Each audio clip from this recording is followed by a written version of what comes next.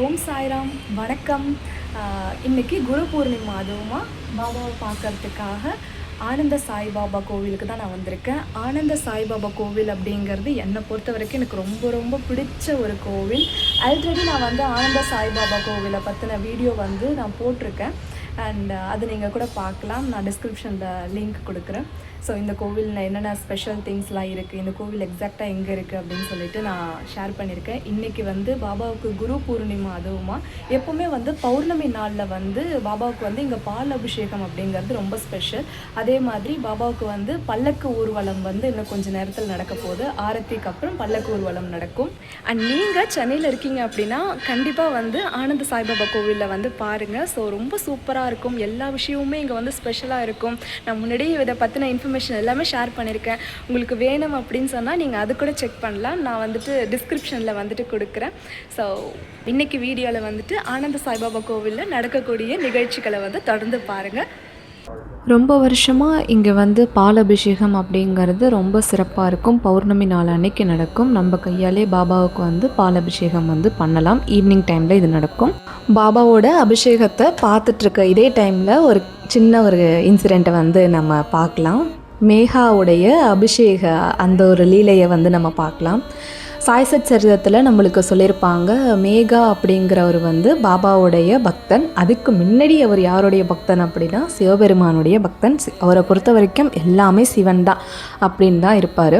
பாபாவுடைய புகழை கேள்விப்பட்டு பாபாவை பார்க்கலான்னு சொல்லிட்டு சீரடிக்கு வருவார். அப்படி வர வழியிலே பாபா ஒரு ஃபக்கீர், அதாவது முஸ்லீம் அப்படிங்கிறத மாதிரி கேள்விப்படுவார். அதை கேள்விப்பட்டதும் நம்ம எப்படி ஒரு முஸ்லீமுடைய அந்த செயின்ட்டுடைய காலில் விழுறது, நம்ம ஒரு சிவபக்தன் அப்படிங்கிறது அவருடைய மைண்டில் இருக்கும். அதே நோக்கத்தோடையே துவாரகமாய்க்குள்ளே நுழைய வருவார். அப்போ பாபா சொல்லுவாங்க, உள்ளே வராத, அந்த ராஸ்கலை வெளியில் அனுப்புங்க அப்படின்னு சொல்லிட்டு பாபா சொல்லுவாங்க. உடனே இவருக்கு என்ன பண்ணுறதுன்னு தெரியாது, அப்படியே நின்றுட்டே இருப்பார். அப்போ பாபா சொல்லுவாங்க, நான் பிராமண குடும்பத்தில் உள்ள ஆள் கிடையாது, நான் ஒரு முஸ்லீம் ஃபக்கீர். என்னை நீ வணங்குறதுக்கு உனக்கு தான் அது இழிவாக இருக்கும், நீ வராத உள்ள அப்படின்னு சொல்லுவாங்க. இவருக்கு ரொம்ப ஷாக்கிங்காக இருக்கும். ஏன்னா மேகா நினச்சதா பாபா அப்படியே வார்த்தைகளால் சொல்லிட்டாங்க இல்லையா. ஸோ அவருக்கு ரொம்ப தலைக்குனிவாக இருக்கும். நம்ம இந்த மாதிரி கீழ்த்தனமாக நம்ம யோசிச்சிட்டோமே, அப்படி நம்ம யோசிச்சிருக்கவே கூடாதே அப்படின்னு சொல்லிட்டு அவர் மனசார ஃபீல் பண்ணுவார். அதுக்கப்புறம் கிட்டத்தட்ட 1 வருஷம் ஷீரடியிலே இருந்து பாபாவுக்கு சேவையெல்லாம் பண்ணுவார். அதுக்கப்புறம் என்ன நடக்கும்னா, அவர் திரும்ப பேக் டு இந்த மாதிரி புனித யாத்திரைக்கெல்லாம் போயிட்டு பாபாவுக்காக காசி தீர்த்தம் எடுத்துகிட்டு வருவார். எடுத்துகிட்டு பாபா கிட்ட கொடுத்து, இதை நீங்கள் கண்டிப்பாக ஸ்நானம் பண்ணிக்கணும் பாபா அப்படின்னு சொல்லி ரெக்வஸ்ட் பண்ணி கேட்டுக்குவார். ஆனால் பாபா இதுக்கு சம்மதிக்கவே மாட்டாங்க, வேணான்னு சொல்லிடுவாங்க. ஆனால் அவரை பொறுத்த வரைக்கும், மேகாவை பொறுத்த வரைக்கும் பாபா சிவன் மாதிரி தான் அவருக்கு காட்சி கொடுத்ததுனால, என்னுடைய சிவனுக்கு நான் அபிஷேகம் பண்ணுறத தடங்கல் சொல்லாதீங்க பாபா, இதை தயவு செஞ்சு ஒத்துக்கோங்க அப்படின்னு சொல்லிட்டு ரொம்ப ரெக்வஸ்ட் பண்ணுவார். உடனே பாபா என்ன சொல்லுவாங்க அப்படின்னா, தலையே உடம்பினுடைய பிரதானமான ஒரு அங்கம். அப்போ எனக்கு அபிஷேகம் பண்ணணும்னு நினச்சேன்னா வெறும் தலையில் மட்டும் அந்த தண்ணியை ஊற்று, என் உடம்புலலாம் அந்த தண்ணி படக்கூடாது அப்படின்னு சொல்லிட்டு மேகா கிட்ட சொல்லிடுவாங்க. இதையாவது நீ கரெக்டாக செய்யணும் அப்படின்னு சொல்லிட்டு பாபா சொல்லுவாங்க. உடனே மேகாவும் பாபாவை உட்கார வச்சு கரெக்டாக அபிஷேகம் பண்ணலான்னு சொல்லிட்டு எல்லாத்தையும் ரெடி பண்ணி இங்கே உட்காருங்க தேவா அப்படின்னு சொல்லிட்டு சொல்லுவாங்க. பாபாவும் அதே மாதிரி அந்த ஸ்நானம் பண்ணுற இடத்துல உட்காருவாங்க. மேகாவுக்கு ரொம்ப ஒரு மாதிரி உற்சாகமாயிடும். சிவபெருமானுக்கே அபிஷேகம் பண்ணும்போது நம்மளுக்கு எவ்வளோ ஒரு சந்தோஷம் இருக்கும், அந்த மாதிரி அவர் ரொம்ப எக்ஸைட் ஆகிடுவார். எக்ஸைட் ஆகிட்டு அந்த கங்கா தீர்த்தத்தை பாபாவுடைய தலையில் அப்படியே ஊற்றுவார். அந்த ஊற்றும் போது என்ன நடக்கும் அப்படின்னா, ஒரு உணர்ச்சி வசப்பட்டு உடம்பெல்லாம் ஊற்றிடுவார். ஃபுல்லாக உடம்புலலாம் படுற மாதிரி ஊற்றிடுவார். அதுக்கப்புறம் கொஞ்ச நேரம் கழித்து பார்த்தா பாபாவோடைய தலை மட்டும்தான் நனைஞ்சிருக்கும். அவர் உடம்புலலாம் ஊற்றினார் இல்லையா, அதிலெல்லாம் ஒரு பார்ட்டு கூட பாபாவுக்கு ஈரமாக இருக்கு. எந்த இடமுமே ஈரமாக இருக்காது, உடம்புல தலை மட்டும்தான் ஈரமாக இருக்கும். மேகாவுக்கு ரொம்ப ஆச்சரியமாக இருக்கும், எப்படி தலை மட்டும் நனைஞ்சிருக்கு, பரவாயில்ல அப்படின்னு சொல்லிட்டு ரொம்ப சந்தோஷப்படுவார்.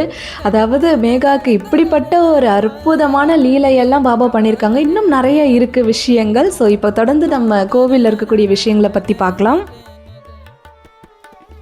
நம்ம ஆனந்த சாய்பாபா கோவிலில் தத்தாத்ரேயர் சுவாமிக்கு சன்னதி இருக்குது. பாபாவுடைய குரு தத்தாத்திரேயருக்கு இருக்குது. அப்புறம் ஹனுமான்ஜிக்கு சன்னதி இருக்குது. ஹனுமானுடைய பக்கத்தில் வந்துட்டு எப்போவுமே இந்த மாதிரி டாகி வந்துட்டு உட்காந்துருக்கும். எதுவுமே சொல்ல மாட்டாங்க கோவிலில். ஸோ ரொம்ப பீஸ்ஃபுல்லாக இருக்கும். அதுக்கப்புறம் இங்கே துவாரகமாய் பாபாவுடைய திருவுருவ சிலை அழகாக வச்சுருப்பாங்க. எப்போவுமே வந்து நான் பாபா கோவிலுக்கு வந்தேன்னா நான் இந்த இடத்துல தான் வந்து உட்காந்து கொஞ்ச நேரம் வந்து ப்ரேயர் பண்ணுறது, புக்ஸ் படிக்கிறது, கொஞ்ச நேரம் அமைதியாக உட்காந்துருந்தாலே நல்லா பீஸ்ஃபுல்லாக இருக்கும். அந்த இடம் எனக்கு ரொம்ப பிடிக்கும். இப்போ வந்து நீங்கள் பாபாவுடைய பால்கி ஊர்வலம் தான் பார்த்துட்ருக்கீங்க.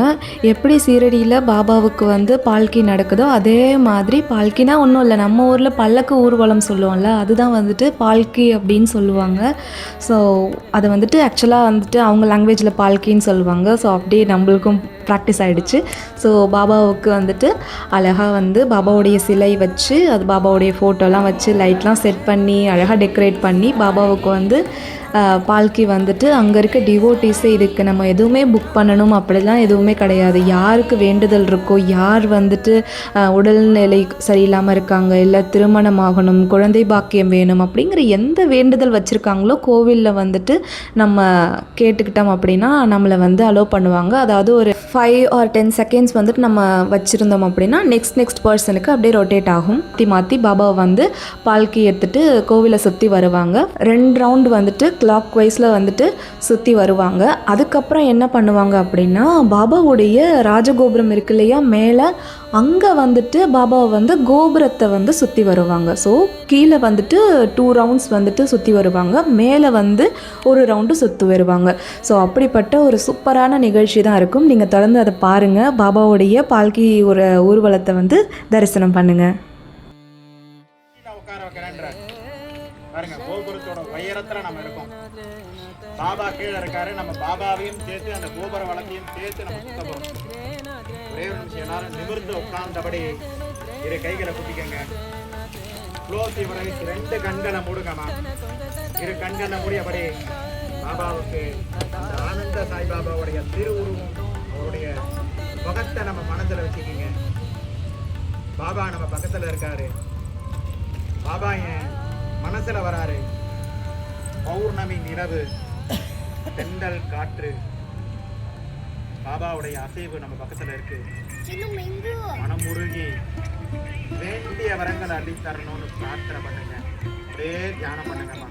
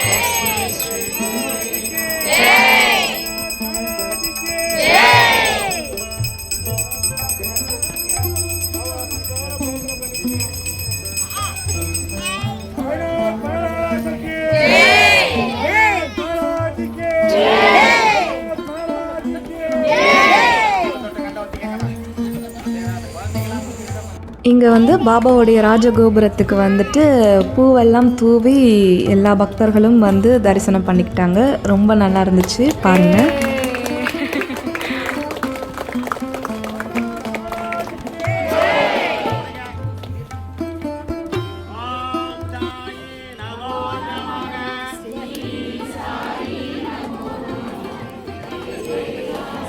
இங்கே ரொம்ப இடம் வந்து நல்லா ஸ்பேஷியஸாக இருக்கிறதுனால ரொம்ப பெரிய இடம் வந்து இருக்குது. நல்லா டெரஸ் மாதிரி இருக்குது, நம்ம வீட்டில் இருக்க டெரஸ் மாதிரி. நல்லா எந்த விதமான டிஸ்டர்பன்ஸுமே இல்லை, ரொம்ப பெருசாக இருக்கும்.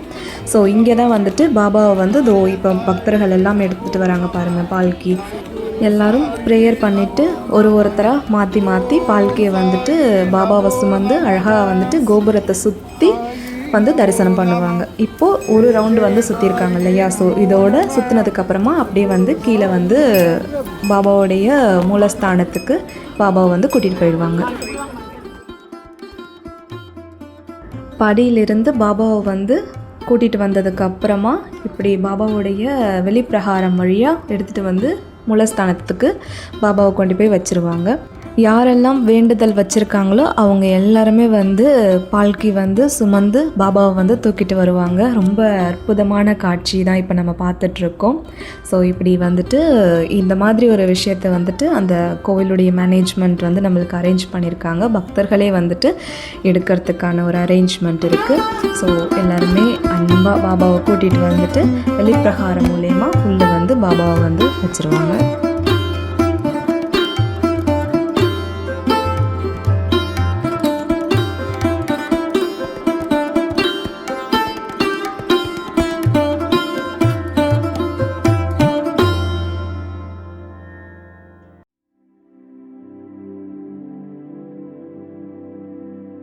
ஸோ குரு பூர்ணிமாவுக்கு பாபாவுக்கு ட்ரெஸ்ஸு கொடுக்குறேன்னு சொல்லியிருந்தேன் இல்லையா? ஸோ அந்த ஒரு கிளிப்ஸ் தான் நம்ம பார்த்துட்ருக்கோம். ஸோ இந்த ஒரு ட்ரெஸ்ஸில் வந்துட்டு ஒரு ட்விஸ்டே ஆகிடுச்சு. ஸோ அது வந்து வீடியோவுடைய கடைசியில் நான் உங்களுக்கு சொல்கிறேன். ஸோ அதை வந்துட்டு கொடுத்தாச்சு பாபாவுக்கு. பழம் காணிக்கை எல்லாம் வச்சு சேர்த்து பாபாவுக்கு வந்துட்டு ட்ரெஸ் வந்து கொடுத்தாச்சு. அன்றைக்கே வந்துட்டு பாபா என்ன பண்ணாங்க அப்படின்னா, என்னுடைய சேவையை பாராட்டி நான் பாபாவுக்கு வந்துட்டு தொடர்ந்து வீடியோலாம் போட்டுட்ருக்கேன் இல்லையா? ஸோ அந்த ஒரு சேவையை வந்து பாராட்டி பாபா வந்து எனக்கு ஒரு கிஃப்ட் கொடுத்தாங்க. இந்த மாதிரி பாபா போட்ட வஸ்திரம் வந்து மஞ்சள் கலர் நான் கொடுக்கணும்னு ஆசைப்பட்டேன். அதே மாதிரி நான் கொடுக்கறது ஒரு 0% தான் இருந்துச்சு. அதை தாண்டி பாபா ஒரு 1000% வந்து ஒரு சூப்பரான ட்ரெஸ்ஸை வந்து பாபா போட்ட ட்ரெஸ்ஸை வந்து எனக்கு வந்துட்டு அந்த கோவிலுடைய மேனேஜ்மெண்ட் மைனாவதி அம்மா அண்ட் அவங்களுடைய சன் மகேந்திரன் சார் வந்துட்டு இந்த ட்ரெஸ் வந்து ப்ரொவைட் பண்ணியிருந்தாங்க. ரொம்ப சந்தோஷம். Thank you so much for that. I am so grateful இந்த ஒரு ப்ரெசண்ட்டை வந்து ரிசீவ் பண்ணதுக்கு. ஸோ இவங்க தான் கோவிலுடைய மேனேஜ்மெண்ட்டுடைய டீம் ஹெட் இவங்க தான். அண்ட் இந்த ட்ரெஸ்ஸு வந்து சூப்பராக இருந்துச்சு. பாபா போட்ட ஒரு வஸ்திரம் எல்லோ கலரில் இருக்கு இல்லையா? ஸோ இந்த வஸ்திரம் எல்லோ கலர் பாபா போட்டிருந்தா எனக்கு ரொம்ப ரொம்ப பிடிக்கும். ஸோ அதே மாதிரி அந்த எல்லோ கலர் போட்ட ட்ரெஸ்ஸே வந்து பாபா கிஃப்டாக கொடுத்ததில் வந்து எனக்கு ரொம்ப ரொம்ப சந்தோஷம்.